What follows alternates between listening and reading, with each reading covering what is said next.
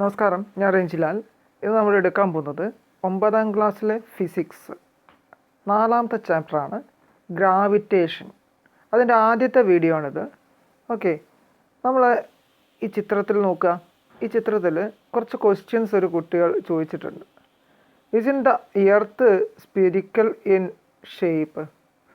ചോദിക്കുകയാണ്, ഈ ഭൂമിക്ക് ഗോളാകൃതിയാണോ ഉള്ളത് എന്നാണ് ആദ്യത്തെ ചോദ്യം.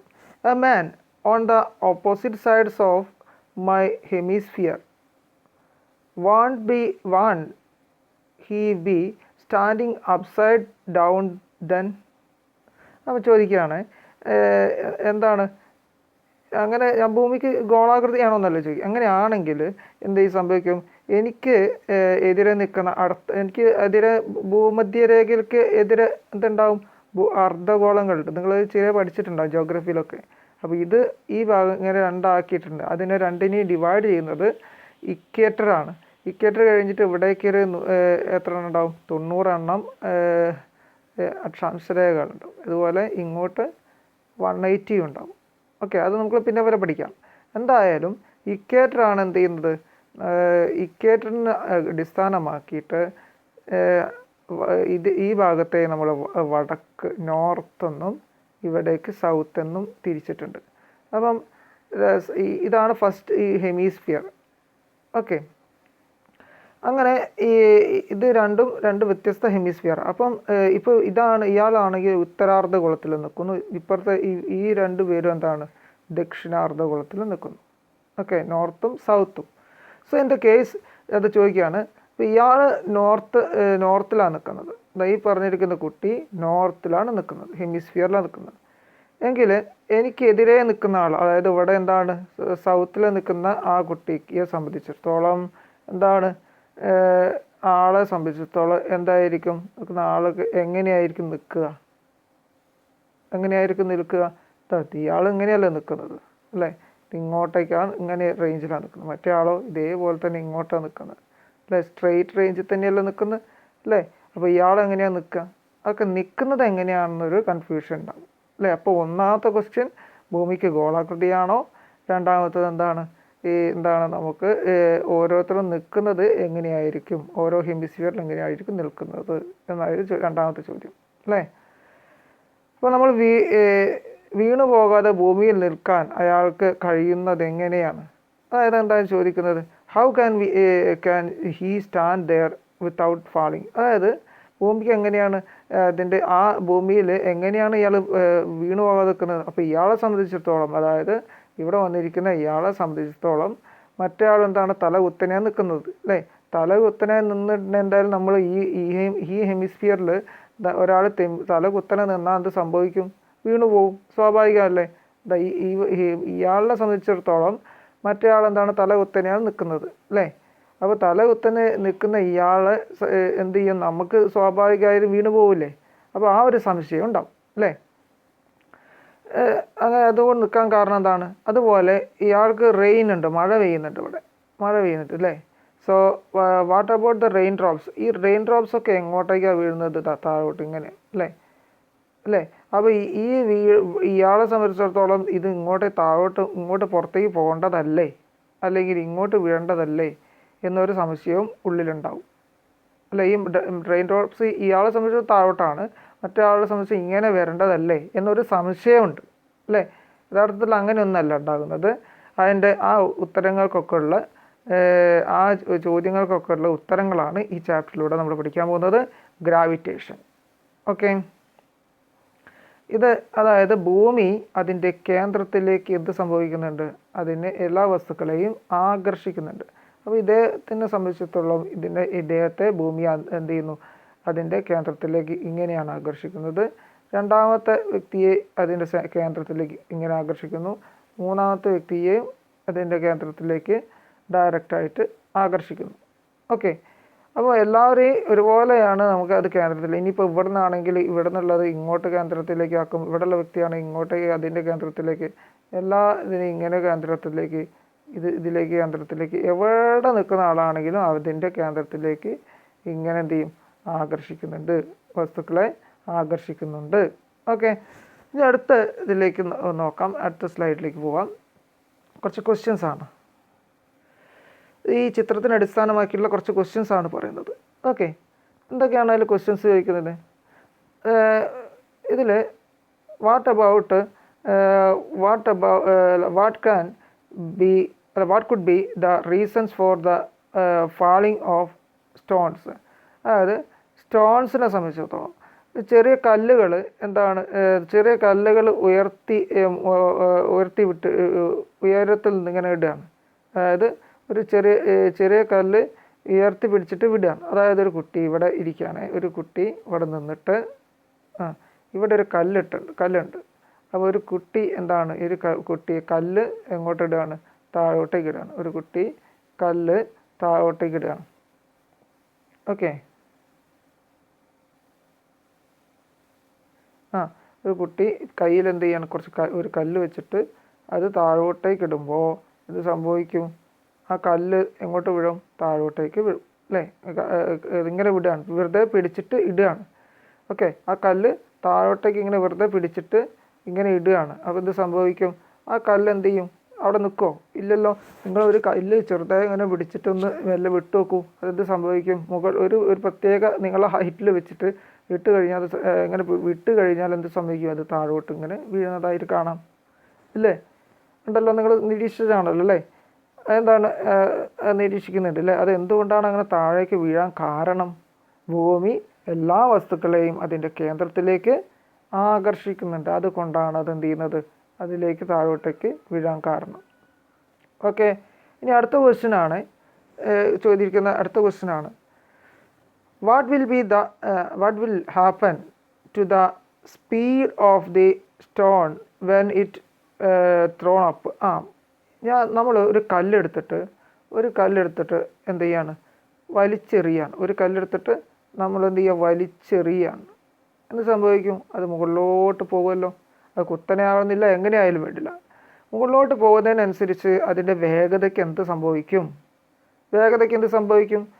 മുകളിലോട്ട് പോകുന്നതിനനുസരിച്ച് വേഗത കുറഞ്ഞ് ഒരു പ്രത്യേക പൊസിഷനിലെത്തിക്കുമ്പോൾ അതിൻ്റെ വേഗത എന്ത് ചെയ്യും? 0 ആയിട്ട് മാറും. ഓക്കെ, പിന്നെ അവിടെ നിൽക്കുമോ? ഇല്ല. അത് കഴിഞ്ഞാൽ എന്ത് സംഭവിക്കും? അവിടെ നിന്ന് താഴോട്ടേക്ക് വരുമ്പോൾ എന്ത് സംഭവിക്കും? അതിൻ്റെ വേഗത കൂടി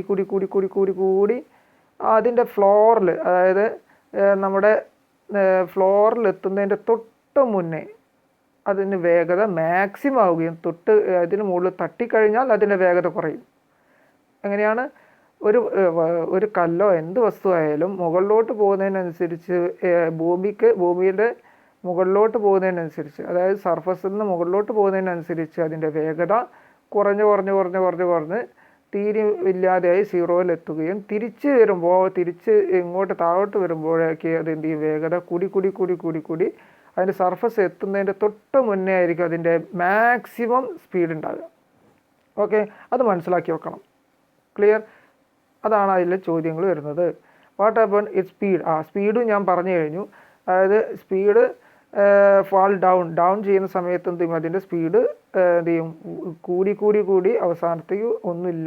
അതിൽ ടച്ച് ചെയ്യുന്നതിന് മുമ്പേ, ആ സർഫസിൽ ടച്ച് ചെയ്യുന്നതിൻ്റെ മുൻപേ ആണ് അതിൻ്റെ ഏറ്റവും മാക്സിമം വേഗത ഉണ്ടാകുക. സർഫസിൽ ടച്ച് ചെയ്താൽ, അതായത് ഭൂമിയുടെ സർഫസിൽ ടച്ച് ചെയ്ത് കഴിഞ്ഞാൽ എന്ത് ചെയ്യും? അതിൻ്റെ വേഗത കുറയും. ഓക്കെ, മനസ്സിലായല്ലോ? Did you apply any force on the stone to bring down? അവിടെ ഒരു ചോദ്യമുണ്ട്. എന്താ ചോദിക്കുന്നത്? അതായത് മുകളിലോട്ട് ഞാൻ ഉയർത്തിവിട്ട് കല്ലാണല്ലോ, അപ്പം മുകളിലേക്ക് ഉയർത്തിവിടാൻ എനിക്ക് എന്ത് ചെയ്യണം? ഫോഴ്സ് ആവശ്യമാണ്. അപ്പോൾ അങ്ങനെ മുകളിലോട്ട് എത്തി. ആ മുകളിൽ എത്തിയിരിക്കാൻ, അത് വലിപ്പം ഇത് നോക്കണ്ട, മുകളിൽ എത്തിക്കഴിഞ്ഞാൽ ആ വസ്തു എന്ത് ചെയ്യുന്നു? താഴോട്ട് വരുന്നുണ്ട് അല്ലേ? താഴോട്ടേക്ക് വരുന്നുണ്ട്. താഴോട്ട് വരാൻ ഞാൻ എന്തെങ്കിലും ഫോഴ്സ് കൊടുക്കുന്നുണ്ടോ? ഇല്ല. മുകളിലോട്ട് വരാൻ ഞാൻ എന്ത് ചെയ്യുന്നുണ്ട്? ഒരു ഫോഴ്സ് കൊടുക്കുന്നുണ്ട് അല്ലേ? മുകളിലോട്ട് വരാൻ എനിക്ക് എന്തെങ്കിലും ഫോഴ്സ് കൊടുത്താൽ അതിന് മുകളിലോട്ട് കൊടുക്കാൻ പറ്റുള്ളൂ അല്ലേ? എന്നാൽ താഴോട്ടേക്ക് വരണമെങ്കിൽ എന്ത് ചെയ്യേണ്ട വെച്ചല്ലേ? ഞാൻ ഒരു ഫോഴ്സും കൊടുക്കണ്ട, താനെ താഴോട്ടേക്ക് വരുന്നുണ്ട്. കാരണം എന്താണ്? ഭൂമിയെ, അതിൻ്റെ വസ്തുക്കളെ, ഏതൊരു വസ്തുവിനും അതിൻ്റെ കേന്ദ്രത്തിലേക്ക് ആകർഷിക്കുന്നുണ്ട്. ആ ആകർഷിക്കുന്നതിൻ്റെ ഫലമായിട്ട് അവിടെ ഒരു ഫോഴ്സ് ഉണ്ടാകുന്നുണ്ട്. അങ്ങനത്തെ ഫോഴ്സിനെ പറയുന്ന പേരാണ് ഗ്രാവിറ്റേഷണൽ ഫോഴ്സ്. ഓക്കെ, ഇത് പ്രപഞ്ചത്തിൽ ഒരുപാട് ഫോഴ്സുകളുണ്ട് പക്ഷെ നമ്മൾ ആദ്യമായിട്ട് റിയലൈസ് ചെയ്തത് മനസ്സിലാക്കി ഒരു മനുഷ്യൻ മനസ്സിലാക്കി അതിലൂടെ പഠനത്തിലേക്ക് കൊണ്ടുവന്ന ഫോഴ്സ് എന്ന് പറഞ്ഞാൽ ഗ്രാവിറ്റേഷൻ ഫോഴ്സാണ്.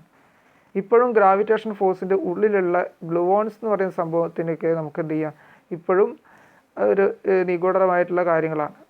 ഓക്കെ, അത് ഗവേഷണ വിധേയമായിക്കൊണ്ടിരിക്കുന്ന ഒരു ഫാക്ടറാണ്. അത് പോട്ടെ.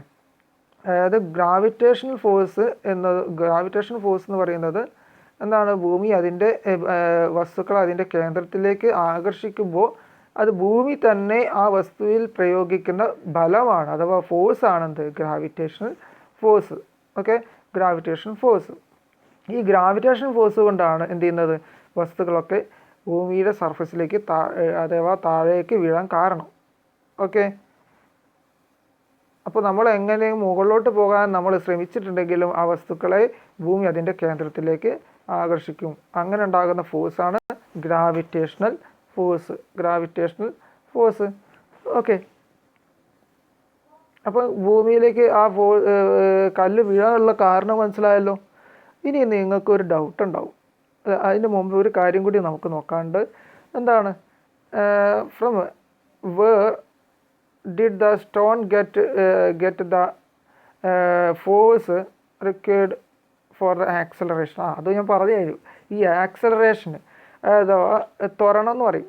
ഈ ആക്സലറേഷന് മുകളിൽ നിന്ന് താഴോട്ട് വരാൻ എവിടെ നിന്ന്, താഴെ നിന്ന് മുകളിലോട്ട് പോകാൻ നമ്മൾ എന്ത് ചെയ്യണം, നമ്മൾ കയ്യിൽ നിന്ന് ഫോഴ്സ് കൊടുക്കണം.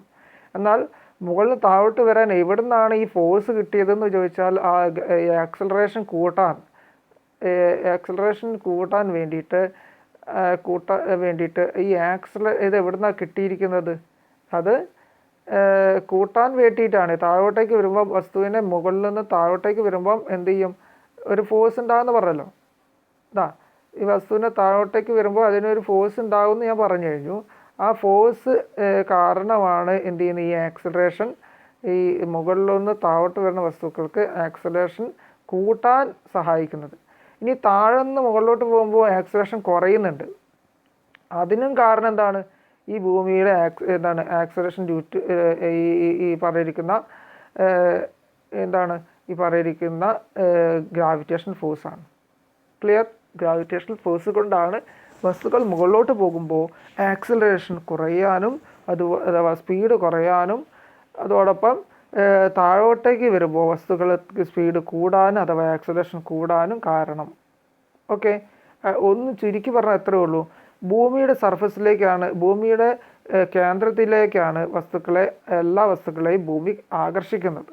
അതുകൊണ്ട് തന്നെ ഭൂമിയുടെ കേന്ദ്രത്തിലേക്ക് വരുന്നതനുസരിച്ച് ഈ സ്പീഡ് കൂടുകയും ഭൂമിയിൽ നിന്ന് ഭൂമിയുടെ സർഫസിൽ നിന്ന് മുകളിലോട്ട് പോകുന്നതനുസരിച്ച് എന്ത് ചെയ്യും, സ്പീഡ് കുറയുകയും ചെയ്യും. ഓക്കെ, മനസ്സിലായല്ലോ. അപ്പം ഇനി നമുക്കിതിലേക്ക് നോക്കാം. എന്താണ് അതിൽ പറയുന്നത്? അടുത്ത ക്വസ്റ്റ്യൻ എന്താ ചോദിക്കുന്നത്, tie a stone to a thread and suspend it from a spring balance. നിങ്ങൾ സ്പ്രിംഗ് ബാലൻസ് കണ്ടിട്ടുണ്ടാവും അല്ലേ? സ്പ്രിംഗ് ബാലൻസ് കാണാത്തവരുണ്ടാവില്ലല്ലോ. കാരണം നിങ്ങളെ വീട്ടിലൊക്കെ ഉണ്ടാവും. വീട്ടിലല്ല, നിങ്ങൾ ചിലപ്പം ഈ ആക്രി കച്ചവടക്കാരുണ്ടാവില്ലേ, ഈ സാധനങ്ങളൊക്കെ വാങ്ങാനായിട്ട് വരുന്നേ അല്ലേ, അവരെ കയ്യിലുണ്ടാകും ഒരു കയ്യിലിങ്ങനെ വെയിറ്റ് നോക്കുന്നതിനായിട്ട് ഉപയോഗിക്കുന്ന ഒരു സബ്സ്റ്റൻസ്. ഒന്നും വേണ്ട, നിങ്ങൾ ആ സിനിമയില്ലേ, മനസ്സിനക്കരെ എന്ന സിനിമയിൽ ആ ഒരു ഇത് വെയിറ്റ് നോക്കുന്നൊരു സീനുണ്ടല്ലോ, ആ ചെറിയ വര ഏതാണ് വലിയ വര ഏതാണെന്നൊക്കെ ചോദിക്കുന്നൊരു സീനുണ്ടല്ലോ. അപ്പോൾ ആ ഒരു വസ്തുവിനെങ്കിലും നിങ്ങൾ നോക്കുക, അതാണ് സ്പ്രിംഗ് ബാലൻസ്. അതിൻ്റെ ഉള്ളൊരു സ്പ്രിങ് ആയിരിക്കും ഉണ്ടാകുക. ഓക്കെ, ആ സ്പ്രിങ്ങിൻ്റെ അടിസ്ഥാനത്തിലാണ് അതിൻ്റെ വെയിറ്റ് അതിൽ അറേഞ്ച് ചെയ്തിട്ടുണ്ടാകുക. ഓക്കെ, നോക്കാം. അപ്പോൾ സ്പ്രിംഗ് ബാലൻസ് കൊടുത്തിട്ടുണ്ട്. ഓക്കെ, ആ സ്പ്രിംഗ് ബാലൻസിൻ്റെ അറ്റത്ത് ഇതുപോലെ ഒരു സ്പ്രിംഗ് ബാലൻസ് വരയ്ക്കാൻ അറിയില്ല, എന്നാലും നോക്കാം. അതായത് സ്പ്രിംഗ് ബാലൻസ് ഉണ്ട്. അപ്പോൾ അതിൽ ഇങ്ങനെ റീഡിങ് ഉണ്ടാവും, ഇതുപോലെ ഒരു റീഡിങ് ഉണ്ടാവും. ഓക്കെ, അതിൻ്റെ എൻഡിൽ ഇങ്ങനെ ഒരു വളഞ്ഞൊരു ഇതുണ്ടാകാം. പിന്നെ അത് കൂടാതെ ഇവിടേക്ക് താഴേക്ക് ഇങ്ങനെ ഒരു വളഞ്ഞൊരു താഴേക്ക് ഇതുപോലെ ഒരു വളഞ്ഞ ഇതുണ്ടാകാം. ഇതിൽ ഈ ഭാഗത്താണ് നമ്മൾ എന്ത് ചെയ്യുന്നത്, നമ്മുടെ ഒരു കയറ് കെട്ടി വെക്കുമ്പോൾ എന്നിട്ടൊരു കല്ല് വെച്ചിരിക്കുകയാണ്. ഒരു കല്ല് കെട്ടി വെച്ചിരിക്കുകയാണ്. അങ്ങനെ വെക്കുമ്പം ഈ റീഡിങ്ങിന് ഇത് എങ്ങോട്ടേക്കാണ് നിൽക്കുക, അതായത് വസ്തു എങ്ങോട്ടേക്ക് നിൽക്കുന്നു, ഇതെങ്ങോട്ടേക്കാണ് വസ്തു താഴോട്ടേക്കാണ് മുകളിലോട്ടേക്കാണ് പോവുക. ഈ കല്ല് എങ്ങോട്ടേക്കാണ് പോകാൻ ശ്രമിക്കുക, കല്ല് താഴോട്ടേക്ക് അല്ലേ, കല്ല് താഴോട്ടേക്കാണ് ശ്രമിക്കുക. ഇത് ആദ്യം വെല്ല വെച്ചിരിക്കുക, ആദ്യത്തെ ഇനീഷ്യൽ കണ്ടീഷനിൽ ഇതിവിടെ ഇങ്ങനെയാണ് വിചാരിച്ചോ, ഈ രീതി ഈ ലെവലിലാണ് ഈ കുളത്ത് നിൽക്കുന്നതെങ്കിൽ സ്റ്റോൺ ഇട്ട് കഴിഞ്ഞാൽ കെട്ടിത്തൂക്കി ഇട്ട് കഴിഞ്ഞാൽ എന്ത് ചെയ്യും, അത് പിന്നീട് താഴോട്ടേക്ക് പോകുന്നതായിട്ട് നിങ്ങൾക്ക് കാണാം. ഓക്കെ, അതിന് കാരണം എന്താണ്, ഭൂമി അതിൻ്റെ കേന്ദ്രത്തിലേക്ക് ആ കല്ലിനെ ആകർഷിക്കുന്നത് കൊണ്ടാണ് അതുണ്ടാകുന്നത്.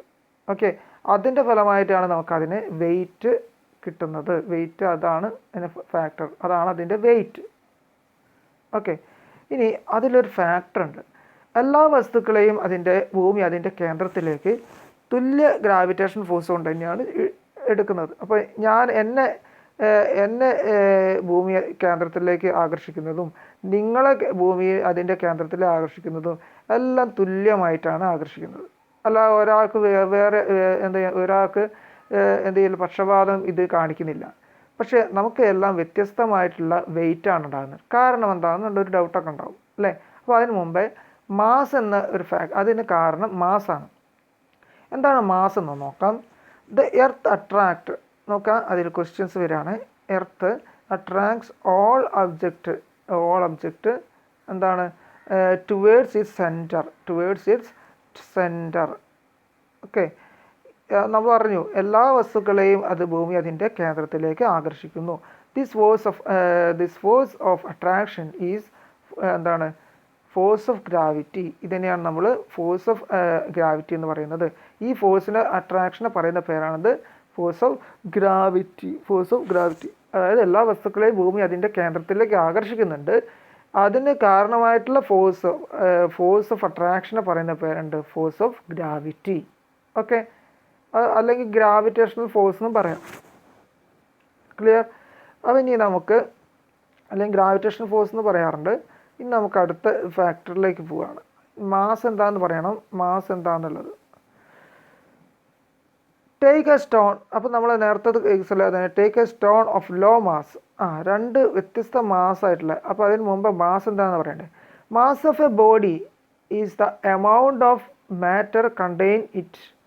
നമുക്കിവിടെ ഒരു തുല്യ ഇതുള്ളൊരു ക്യൂബാണ് വിചാരിക്കുക. ഇപ്പോൾ ഞാൻ വരയ്ക്കുമ്പോൾ ചെറിയൊരു എററൊക്കെ ഉണ്ടാകാം. തുല്യ സൈസുള്ള ഒരു ക്യൂബിൽ ഞാൻ ആദ്യത്തെ ഇതിൽ ഞാൻ ഒരു 10 ആൾക്കാർ, ഞാനത് പഠിക്കാൻ വേണ്ടിയിട്ടാണ് പറയുന്നത്. 10 ആൾക്കാർ, തുല്യ സൈസുള്ള 10 ആൾക്കാർ, അല്ല ഒരു 5 ആൾക്കാർ ഇട്ടു. 5 ആളുകൾ 5 ആളുകളെ വെച്ചു. ഇനി രണ്ടാമത്തെ ക്യൂബിൽ അതേ സൈസുള്ള ആളുകളാണ്. അതേ സൈസുള്ള എത്രയായി, 2 3 6 7 8 9 10. ഓക്കെ, ആദ്യത്തെ കേസിൽ ആദ്യത്തെ ഇതിൽ ഫിഗർ എയിൽ എത്ര ചെയ്തു, 5 ആളുകളെയും ഫിഗർ ബിയിൽ ക്യൂബ് ബിയിൽ 10 ആളുകളെയും വെച്ചു. തുല്യ സൈസുള്ള ആളുകളെ വെച്ചിരിക്കുന്നത്. എന്നിട്ട് ഞാൻ അതിനെ ആളുകളെടുത്ത് നോക്കിയിട്ട് അതിൽ മാസ് എത്ര എമൗണ്ട് ഉണ്ട് നോക്കി കഴിഞ്ഞാൽ ഏതിനാണ് എമൗണ്ട് കൂടുതലുണ്ടാകുക, ഏത് ആളുകൾ കൂടുതലുണ്ടാകുക, മാറ്റർ കണ്ടൻറ്റ് ഏറ്റവും കൂടുതൽ ഉണ്ടാകുന്നത് ബിയിലാണ് അല്ലേ. ബിയിലല്ലേ ഏറ്റവും കൂടുതൽ ആളുകൾ കിടക്കുന്നത്. അതുകൊണ്ട് എമൗണ്ട് ഓഫ് സബ്സ്റ്റൻസ് കൂടുതൽ ഏതിലുണ്ടാകുക, ബിയിൽ. അപ്പോൾ അതിൻ്റെ ഏതിലാണോ കൂടുതൽ എമൗണ്ട് ഓഫ് സബ്സ്റ്റൻസ് ഉണ്ടാകുന്നത് അതാണ് അവിടുത്തെ മാസ് കൂടാനുള്ള കാരണം അല്ലേ. അപ്പോൾ ഇവിടുത്തെ കേസിൽ ഞാൻ ആളുകളെ മാറ്റിയിട്ട് മാറ്ററിനെ എടുക്കുകയാണ്. ഇത് നിൽക്കുന്ന ഫസ്റ്റ് എ എന്നതിൽ 5 എമൗണ്ട് മാറ്റർ ഉണ്ടെന്ന് വിചാരിക്കുക. ഓക്കെ, ബി എന്നതിൽ മാറ്ററിൻ്റെ അളവ് 10 എണ്ണമാണ് വിചാരിക്കുക. അപ്പോൾ എമൗണ്ട് ഓഫ് മാറ്റർ ഏതിനാണ് കൂടുതൽ, ബിയിലല്ലേ. അപ്പോൾ അതിനെ അടിസ്ഥാനമാക്കിയിട്ടാണ് വസ്തുവിൽ ഏറ്റവും കൂടുതൽ മാസ് ഏതിനുണ്ടാവുക, അതിനനുസരിച്ച് ഏതിന് മാസ് കൂടുതലുണ്ടാവും, ബിക്ക് മാസ് കൂടുന്നു. ബിയെ സംബന്ധിച്ചിടത്തോളം മാസ് കൂടുന്നു ആസ് കമ്പയറിങ് ടു എ. ഇനിയിപ്പോൾ 5ഉം 10ഉം മാത്രമല്ല, ഇനി എത്രയും വ്യത്യാസം ഉണ്ടാകാം. ഇനിയിപ്പോൾ 10ന് പകരം 5ഉം 10ന് പകരം നിങ്ങൾക്ക് ഇഷ്ടംപോലെ ആളുകൾ മാറ്ററിൻ്റെ അളവ് കൂടുതലും കുറവുള്ളതുണ്ടാവും. അപ്പം മാസ് കൂടുതലും കുറയും ചെയ്യുന്നത് amount of substance or amount of matter ഏതിലാണോ കൂടുതൽ ഉണ്ടാകുന്നത് അതിനടിസ്ഥാനമാക്കി മാസ് കൂടുകയും കുറയും ചെയ്യും. ഓക്കെ, ഇനിയിപ്പോൾ അത് ക്യൂബിന് പകരം ഒരു രണ്ട് സർക്കിളോ ഗ്ലോബോ എന്തും ആകാം. ഓക്കെ, സർക്കിളോ സ്പിയറോ എന്തും ആകാം. ആ സ്പിയറിൻ്റെ കണ്ടൻറ്റിലൊക്കെ എത്രത്തോളം മാറ്റർ കണ്ടൻറ്റ് അടങ്ങിയിട്ടുണ്ട്. തുല്യ സൈസുള്ള സ്പിയർ ആണെങ്കിൽ അതിലടങ്ങിയിരിക്കുന്ന മാറ്ററിൻ്റെ അളവ് കൂടുതലാണെങ്കിൽ മാറ്ററിൻ്റെ അളവ് എത്രത്തോളം ഉണ്ടോ, മാറ്ററിൻ്റെ അളവ് എത്രത്തോളം കുറവുണ്ടോ അതിനെ അടിസ്ഥാനമാക്കിയിരിക്കും അതിൻ്റെ മാസ്. ഓക്കെ, ഒരു ഉദാഹരണം പറയാണ്, വേറൊരു ഉദാഹരണം പറയാണ്. ഇപ്പം നിങ്ങൾക്ക് ചിന്തിച്ചിട്ടുണ്ടാവും, ഒരു പ്ലാസ്റ്റിക് ബോളും ഓക്കെ ഒരു ഷോട്ട് പുട്ടും എടുക്കുകയാണ്. സൈസ് തന്നെ വ്യത്യാസമുണ്ട്, എങ്കിലും മാസ് ഏതിനാണ് കൂടുതലുണ്ടാകുന്നത്? ഈ ഷോട്ട് പുട്ടിനാണ്. സൈസ് കൂടുതലാണെന്ന് വെച്ചിട്ട് കാര്യമില്ല. അതിൽ കാരണം എന്താണ്? എമൗണ്ട് ഓഫ് മാറ്റർ ഏറ്റവും കൂടുതൽ ഏതിലാണ് ഉണ്ടാകുന്നത്? ഈ പറഞ്ഞിരിക്കുന്ന പ്ലാസ്റ്റിക് ബോളിനെ അപേക്ഷിച്ചിട്ട് ഏതിലാണുള്ളത്? നമ്മുടെ ഈ പറഞ്ഞിരിക്കുന്ന നമ്മുടെ ഷോർട്ട് പുട്ടിലാണ്. അതിൽ വേറൊരു ഫാക്ടറുകളും ഉണ്ട്. സോളിഡ് സബ്സ്റ്റൻസുകൾക്ക് മാറ്റർ കണ്ടൻറ്റ് ഏറ്റവും കൂടുതൽ അടങ്ങിയിട്ടുണ്ടാകും as comparing to gaseous substance. അല്ലേ, നിങ്ങൾ പഠിച്ചിട്ടുണ്ടാവുമല്ലോ സോളിഡും ഇതിൽ തന്നെ. ഗ്യാസിൽ എന്താണ് എമൗണ്ട് ഓഫ് സബ്സ്റ്റൻസുകൾ കുറവായിരിക്കും അല്ലേ, ആസ് കമ്പയറിങ് ടു സോളിഡ് ലിക്വിഡിനെ അപേക്ഷിച്ച്. ഓക്കെ, അതിനനുസരിച്ച് നമുക്ക് പിന്നെ പഠിക്കാം. അപ്പോൾ അതേപോലെ മാറ്റർ കണ്ടൻറ്റ് ഏറ്റവും കൂടുതൽ, അത് നമുക്ക് വലിയ ഇതിൽ 10ാം ക്ലാസ് പഠിക്കുന്നുണ്ട്. അപ്പം മാറ്റർ ഏതിനാണോ കൂടുതൽ ഉണ്ടാകുന്നത്, എമൗണ്ട് ഓഫ് മാറ്റർ ഏതിനാണോ കൂടുതൽ ഉണ്ടാകുന്നത് അതിൽ mass of the body mass എന്ത് ചെയ്യും? കൂടും. ഓക്കെ, ഞാനൊരു എക്സാമ്പിളിലൂടെ പറഞ്ഞു തരുന്നു. അപ്പോൾ അങ്ങനെയാണ്, അതിനെ അടിസ്ഥാനമാക്കിയാണ് ഓരോന്നിൻ്റെയും വെയിറ്റ് മനസ്സിലാക്കുന്നത്. മാസും വെയിറ്റും എന്താണെന്ന് ഡിഫറൻസ് എന്താണെന്ന് നമുക്ക് ഈ ചാപ്റ്ററിൻ്റെ അവസാനത്തേക്ക് പഠിക്കാം. ഓക്കെ, മാസും വെയിറ്റും തമ്മിലുള്ള ഡിഫറൻസ് നമുക്ക് അവസാനം ഈ ചാപ്റ്ററിൻ്റെ അവസാനങ്ങളിലേക്ക് പഠിക്കാം. Okay, take a stone of low mass and another slightly higher than mass, suspend them in the one of the spring. നമ്മൾ നേരത്തെ സ്പ്രിംഗ് ബാലൻസിൽ തന്നെ രണ്ട് വിധത്തിലുള്ള സ്റ്റോൺ എടുക്കുക. ആദ്യം ഒരു മാസ് കുറഞ്ഞിട്ടുള്ള സ്റ്റോൺ, അതായത് അതിൽ എമൗണ്ട് ഓഫ് മാറ്റർ കുറഞ്ഞിരിക്കുന്ന സ്റ്റോൺ എടുക്കുക. അത് എന്നിട്ട് നമ്മൾ എന്ത് ചെയ്യാണ്, അത് ഇങ്ങനെ കെട്ടിത്തൂക്കി ഇട്ട് വെച്ച് കഴിഞ്ഞാൽ അതിൻ്റെ അളവ് എന്ത് ചെയ്യും? നോക്കാം, അതിൻ്റെ അളവ് എങ്ങനെയായിരിക്കും? അതങ്ങനെ കെട്ടിത്തൂക്കി ഇട്ടിരിക്കുകയാണെങ്കിൽ അതിന് മാസ് കുറഞ്ഞ സബ്സ്റ്റൻസുകളുള്ള സ്റ്റോണിനെ സംബന്ധിച്ചിടത്തോളം, മാറ്റർ ഇതുകളെ സംബന്ധിച്ചിടത്തോളം കുറച്ച് ഹൈറ്റ് എന്താകും? ഇത്രത്തോളം ഇതായിരിക്കും. എന്നാൽ മാസ് കൂടിയ സ്റ്റോണുകളാണെങ്കിലോ എന്ത് സംഭവിക്കും? അതിൻ്റെ സൈസ് എന്തായിരിക്കും ഉണ്ടാകുക? സൈസ് ഇത് എന്തായിരിക്കും? ഇൻക്രീസ് ചെയ്തിട്ടായിരിക്കും ഉണ്ടാകുക. അതായത് മാസ് കൂടുന്നതനുസരിച്ച് അതിൻ്റെ ഭൂമിയുടെ ആകർഷണത്തിലേക്ക് മാക്സിമം അത് അതിൻ്റെ സർഫസിലേക്ക് താഴോട്ടേക്ക് നിൽക്കുകയും മാസ് കുറവാണെങ്കിൽ എന്ത് ചെയ്യും? മുകളിലോട്ട് നിൽക്കും. നിങ്ങളത് കണ്ടിട്ടുണ്ടാവും. നമ്മൾ നോക്കുമ്പോൾ മാസ് കൂടിയ സബ്സ്റ്റൻസുകളായിട്ട് വെക്കുകയാണെങ്കിൽ അതെന്ത് ചെയ്യും? അതിൻ്റെ കേന്ദ്രത്തിലേക്ക് കൂടുതലാണെങ്കിൽ അത് കേന്ദ്രത്തിലേക്ക് അടുത്ത് നിൽക്കും, മറ്റതാകുമ്പോൾ കുറച്ചുകൂടി ഒന്ന് വിട്ട് നിൽക്കും. ഇത്രയേ ഉള്ളൂ. അതാണ് ഇതിൽ പറയാൻ കാരണം. ഓക്കെ, ഇതാ രണ്ട് ഫാക്ടേഴ്സ് ഇവിടെ കിടക്കുന്നത്.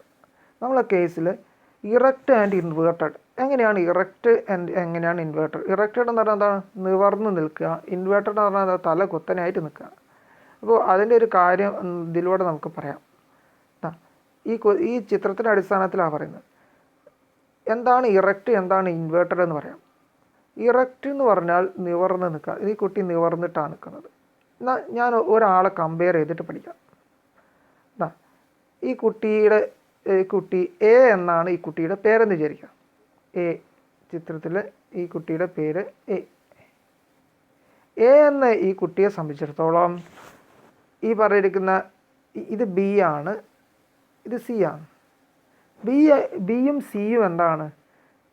ഇൻവേർട്ടഡ് ആണ്, തല കുത്തനെയാണ് അല്ലേ? അല്ലടോ, എ എന്നത് എങ്ങോട്ടാണ് നിവർന്ന് നിൽക്കുന്ന ഒരു കുട്ടിയാണ്. എ എന്ന കുട്ടിയെ സംബന്ധിച്ചിടത്തോളം ബി എന്ന കുട്ടിയും സി എന്ന കുട്ടിയും എന്താണ്, തല കുത്തനെ അഥവാ ഇൻവേർട്ടഡ് ആണ്. അപ്പോൾ ഇൻവേർട്ടഡ് എന്താണെന്ന് മനസ്സിലായല്ലോ. ബി എന്ന കുട്ടിയെ സംബന്ധിച്ചിടത്തോളം എ എന്ന കുട്ടി ഇൻവേർട്ടഡ് ആണ്. ഓക്കെ. സി എന്ന് പറയുന്നത് ഓൾമോസ്റ്റ് എന്താണ്, ബി എന്ന കുട്ടിയെ സംബന്ധിച്ചിടത്തോളം അതെന്താണ്, എയും സിയും ഇൻവേർട്ടഡ് ആണ്. സി എന്ന കുട്ടിയെ സംബന്ധിച്ചിടത്തോളം എന്താണ്, ബിയും എയും എന്താണ്, ഇൻവേർട്ടഡ് ആണ്. ഓക്കെ, മനസ്സിലായോ? അപ്പം ഇൻവേർട്ടഡ് എന്താണ്, ഇറക്റ്റ് എന്താണ് ആദ്യം മനസ്സിലാക്കണം. ഇറക്റ്റ് എന്ന് പറഞ്ഞാൽ നിവർന്ന് നിൽക്കുക. അപ്പോൾ ഈ എ എന്ന കുട്ടി എന്താണ്, ഓരോന്നിനെ അടിസ്ഥാനമാക്കിയിട്ട് തന്നെ നമുക്ക് പഠിക്കേണ്ടി വരും.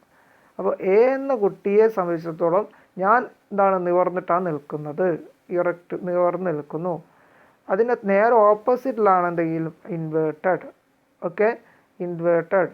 ഇത് ഇറക്റ്റ് ആണ്, erect.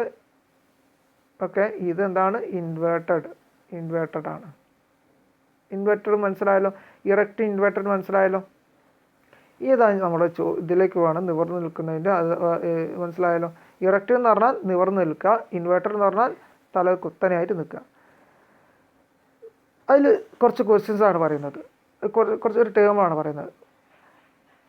Whether an object on earth stands erect or upside down is deciding on the basis of the direction of gravity. അപ്പം ഇയാളെ സംബന്ധിച്ചിടത്തോളം മൂന്നാൾ നിൽക്കുന്നുണ്ട് അല്ലേ, എ ബി സി. ഈ മൂന്നാളെ സംബന്ധിച്ചിടത്തോളം നോക്കുക. എ പറയാണ് ഞാൻ നിവർന്നിട്ടാണ് നിൽക്കുന്നത്, ഞാൻ നിവർന്ന് നിൽക്കുകയാണ്. ബിയും സിയും എന്താണ്, തല കുത്തനെയാണ് നിൽക്കുന്നത്. ബിയും സിയും തല കുത്തനെയാണ് നിൽക്കുന്നത്. എ പറയാണ്. ഇനി ബി പറയാണ്.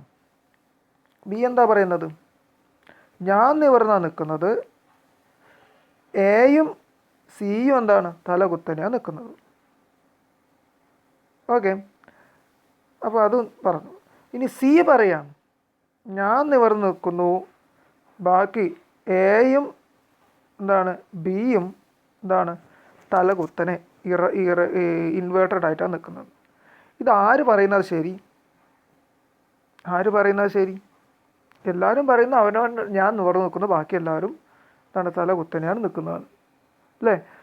അത് ഡിസൈഡ് ചെയ്യുന്നത് എന്താണ്, ഭൂമിയുടെ ഗ്രാവിറ്റേഷണൽ ഫോഴ്സാണ്. ഭൂമിയുടെ ഗ്രാവിറ്റേഷനാണ്. എന്താണ്, ഭൂമിയുടെ കാരണം എന്താണ്, അതിന് കാരണമായിട്ട് നിൽക്കുന്നത് ഭൂമിയുടെ ഗ്രാവിറ്റേഷണൽ ഫോഴ്സാണ്. ഭൂമി അതിൻ്റെ കേന്ദ്രത്തിലേക്ക് ആകർഷിക്കുന്നു. അപ്പോൾ ആ ഓരോരുത്തരെ സംബന്ധിച്ചിടത്തോളം ഭൂമി ഇയാൾ എ എന്ന കുട്ടി, ഞാനിനി പിന്നെ പറയുന്നത്, എ എന്നൊരു കുട്ടി എന്താണ്, ഇറക്റ്റ് ഇങ്ങോട്ടാണ്, ഇൻവേർട്ടഡ് താഴോട്ടാണ്. അതിൻ്റെ കേന്ദ്രത്തിലേക്ക് ഇറക്റ്റ്, ഭൂമിയുടെ കേന്ദ്രത്തിലേക്ക് വരികയാണെങ്കിൽ അത് ഇൻവേർട്ടഡ് കണ്ടൻ്റ് ആണ് അല്ലേ. അതേപോലെ ബി എന്ന കുട്ടിയെ സംബന്ധിച്ചിടത്തോളം അവരുടെ ഇറക്റ്റ് ഇങ്ങോട്ടാണ് അല്ലേ. ഭൂമി അതിൻ്റെ കേന്ദ്രത്തിലേക്ക് ആ വ്യക്തിയെ ആകർഷിക്കുന്നത് ഇങ്ങോട്ടാണ് അല്ലേ. അപ്പോൾ അതാണെന്ത്, അദ്ദേഹത്തിൻ്റെ ഇൻവേർട്ടഡ്. അപ്പോൾ ഇറക്റ്റ് ഇൻവേർട്ടഡ് മനസ്സിലായല്ലോ. ഇനി അടുത്ത സി എന്ന വ്യക്തി എന്ന് പറയുന്നത് എങ്ങനെയായിരിക്കും? സി എന്ന വ്യക്തിയെ സംബന്ധിച്ചിടത്തോളം ഇറക്റ്റ് എന്ന് പറയുന്നത് അദ്ദേഹത്തിൻ്റെ നിവർന്ന് നിൽക്കുന്ന അവസ്ഥ, എന്താണ്, ഇൻവേർട്ടഡ് എന്ന് പറയുന്നത് അതിൻ്റെ കേന്ദ്രത്തിലേക്ക് ആകർഷിക്കുന്നു. അപ്പോൾ ചുരുക്കി പറഞ്ഞാൽ ആ ഭൂമിയുടെ ഗുരുത്വാകർഷണ ഫലം, ഗുരുത്വാകർഷണം കൊണ്ട് അത് എങ്ങോട്ടാണോ ആകർഷിക്കുന്നത് അതിൻ്റെ ഓപ്പോസിറ്റ് ആയിരിക്കും ആ വ്യക്തി നിവർന്ന് നിൽക്കുന്നത്. ഓക്കെ, അപ്പം നിവർന്ന് നിൽക്കുന്നത്. അപ്പോൾ എല്ലാവരും പറയുന്നത് എന്താണ്, ശരിയാണ്. അവനവൻ്റെ ഇതിൽ നോക്കുകയാണെങ്കിൽ ഞാൻ നിവർന്ന് നിൽക്കുന്നത് ഭൂമിയുടെ ഗ്രാവിറ്റേഷൻ ഫോഴ്സിന് ഓപ്പോസിറ്റ് ആയിട്ട് നിൽക്കുന്നത് കൊണ്ടാണ്. ഭൂമിയുടെ ആകർഷണത്തിൻ്റെ ദിശയിലേക്കാണ് ഒരു വസ്തുവെങ്കിൽ ആ വ്യക്തിയെ സംബന്ധിച്ചിടത്തോളം അത് ഇൻവേർട്ടഡ് ആണ്. ഓക്കെ, അത് മനസ്സിലായല്ലോ. ഒരു വ്യക്തിയെ സംബന്ധിച്ചിടത്തോളം ഭൂമിയുടെ ഗ്രാവിറ്റേഷൻ ഫോഴ്സിന് വിപരീതമായിട്ടാണ് ഒരു വസ്തു നിൽക്കുന്നതെങ്കിൽ അത് ഇറക്റ്റാണ്.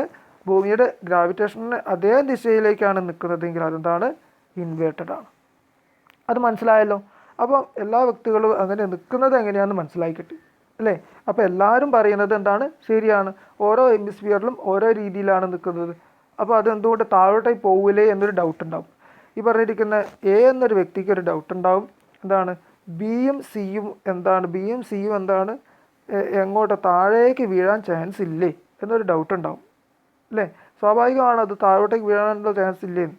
പക്ഷേ അതെന്തല്ല, അങ്ങനെ ഉണ്ടാവില്ല. കാരണം എന്താണ്? ബി അങ്ങോട്ട് അതിൻ്റെ കേന്ദ്രത്തിലേക്ക് ഭൂമിയെ ആകർഷിക്കുന്നുണ്ട്, സിയും അതിൻ്റെ കേന്ദ്രത്തിലേക്ക് ആകർഷിക്കുന്നുണ്ട് അല്ലേ? എക്ക് മാത്രമേ ആ ഡൗട്ട് ഉണ്ടാവുള്ളൂ.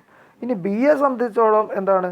എയും സിയും താഴോട്ടേക്ക് വീഴാൻ, ഭൂമിയിൽ താഴോട്ട് വീഴാൻ ചാൻസ് ഇല്ലേ എന്ന് ചോദിക്കും. പക്ഷെ ഇല്ല, കാരണം ബിയെ അതിൻ്റെ കേന്ദ്രത്തിലെ ആകർഷിക്കുന്നുണ്ട്, സിയെ അതിൻ്റെ കേന്ദ്രത്തിലെ ആകർഷിക്കുന്നുണ്ട്, അത് വീഴില്ല. ഇനി സിയെ സംബന്ധിച്ചിടത്തോളം എയും ബിയും താഴോട്ട് വീഴാൻ ചാൻസ് ഇല്ലേ ചോദിക്കും. പക്ഷേ അതില്ല, എയും ബിയും അതിൻ്റെ കേന്ദ്രത്തിലേക്ക് ഭൂമി ആകർഷിക്കുന്നുണ്ട്. അപ്പോൾ ആരും താഴോട്ടേക്ക് വീഴുന്ന ഇതൊന്നും ഉണ്ടാവില്ല. ഓരോ സാഹചര്യത്തിനനുസരിച്ച് അതിനനുസരിച്ച് നിൽക്കുന്നു മാത്രം. അതിൻ്റെ ഭൂമിയുടെ കേന്ദ്രത്തിൻ്റെ അടിസ്ഥാനത്തിൽ ആകർഷണ ബലത്തിൻ്റെ അടിസ്ഥാനമാക്കിയിട്ടാണ് ഇറക്റ്റും ഇൻവേർട്ടഡും തീരുമാനിക്കുന്നത്. അതാണ് ഇതിലൂടെ മനസ്സിലാക്കുന്നത്. ഇനി അടുത്ത എന്തായാലും പറയുന്നത്, ഇനി അതിലടുത്ത എന്താ ചോദ്യങ്ങൾ വരുന്നത് നോക്കാം. ഇനി അപ്പോൾ അതുകൊണ്ട് തന്നെ എന്താണ് നമ്മുടെ നമ്മുടെ ഗ്രാവിറ്റേഷൻ ഫോഴ്സ് എന്ന് പറയുന്നത്, എന്താണ്? ഗ്രാവിറ്റേഷൻ ഫോഴ്സ് എന്നത് it's A vector quantity. Vector quantity എന്ന് പറഞ്ഞാൽ എന്താ? അതിനൊരു ദിശയുണ്ട്. ഓക്കെ, അപ്പോൾ ചോദിക്കുന്നതാണ്, ഈ ഒരു എക്സാമിന് ചോദിക്കുന്ന ക്വസ്റ്റ്യനാണ്, gravitation force is a vector quantity or scalar quantity. സദിശ അളവും അദിശ അളവും. സദിശ അളവ് എന്ന് പറഞ്ഞാൽ വെക്ടർ ക്വാണ്ടിറ്റി എന്നും, അദിശ അളവ് എന്ന് പറഞ്ഞാൽ ദിശ വേണ്ടാത്തത്. ഓക്കെ, നമ്മൾ പഠിച്ചിട്ടുണ്ട്, ഡിസ്റ്റൻസ് ഡിസ്പ്ലേസ്മെൻ്റ് ഒക്കെ പഠിക്കുന്ന സമയത്ത് നമ്മൾ പഠിച്ചതാണ് നമ്മളെ വെക്ടർ ക്വാണ്ടിറ്റിയും സ്കാലാർ ക്വാണ്ടിറ്റിയും. അപ്പം ഗ്രാവിറ്റേഷൻ ഫോഴ്സ് പറയുന്നത് ഒരു വെക്ടർ ക്വാണ്ടിറ്റിയാണ്, ഒരു ദിശയുണ്ട്. അത് ദിശ എങ്ങോട്ടാണ്? ഭൂമിയുടെ കേന്ദ്രത്തിലേക്കാണ്. ഓക്കെ, മനസ്സിലായല്ലോ. അതുകൊണ്ടാണ് അത് നടക്കുന്നത്. ഇനി അടുത്ത എന്താണ് അതിൽ പറയുന്നത്?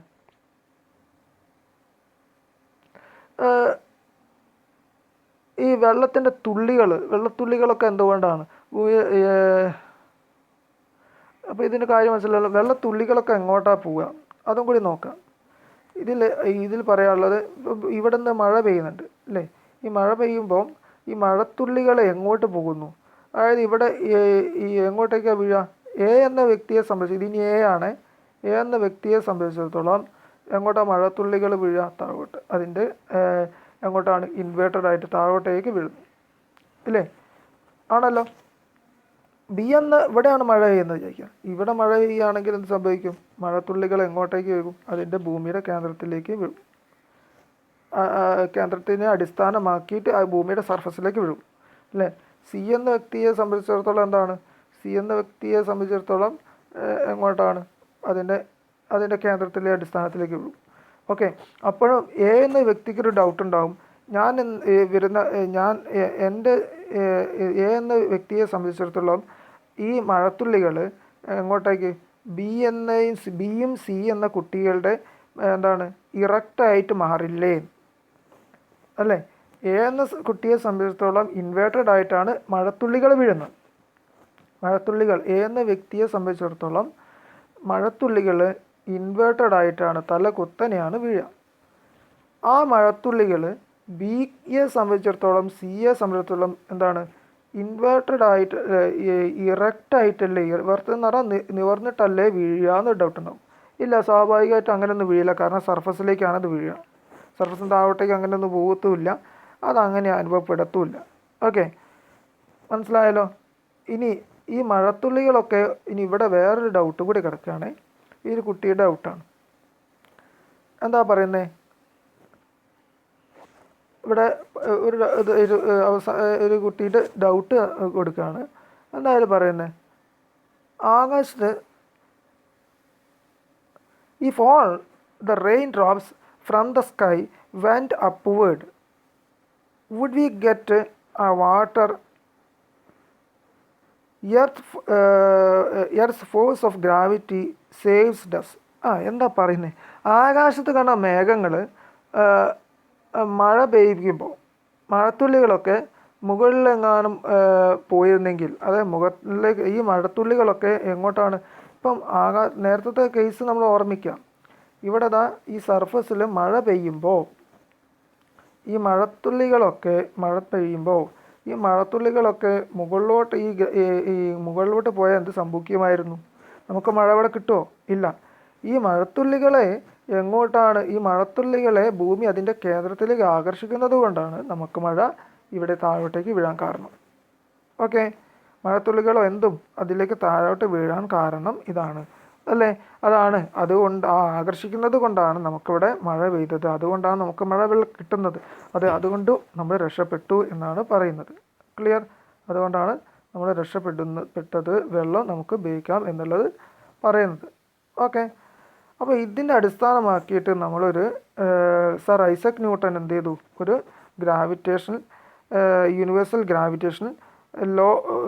Universal law of gravitation develop ചെയ്യുകയാണ് ചെയ്തത്.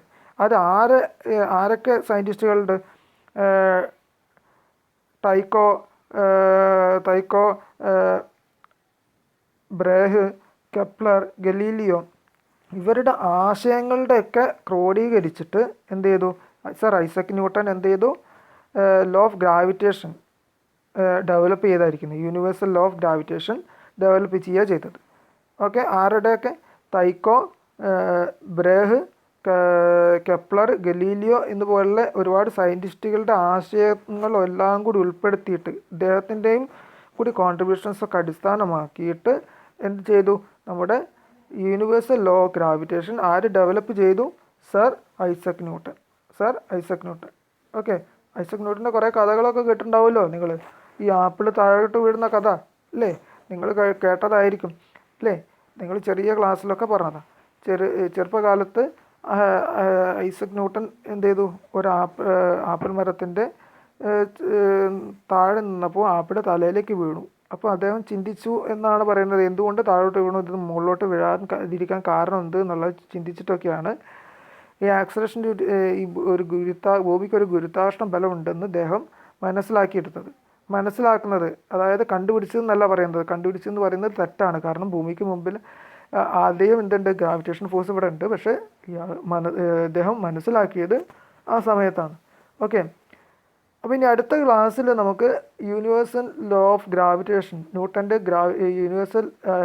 സർ ഐസക് ന്യൂട്ടൻ്റെ യൂണിവേഴ്സൽ ലോ ഓഫ് ഗ്രാവിറ്റേഷനെ കുറിച്ച് ഡീറ്റെയിൽഡായിട്ട് നമുക്ക് പഠിക്കാം. Okay, thank U.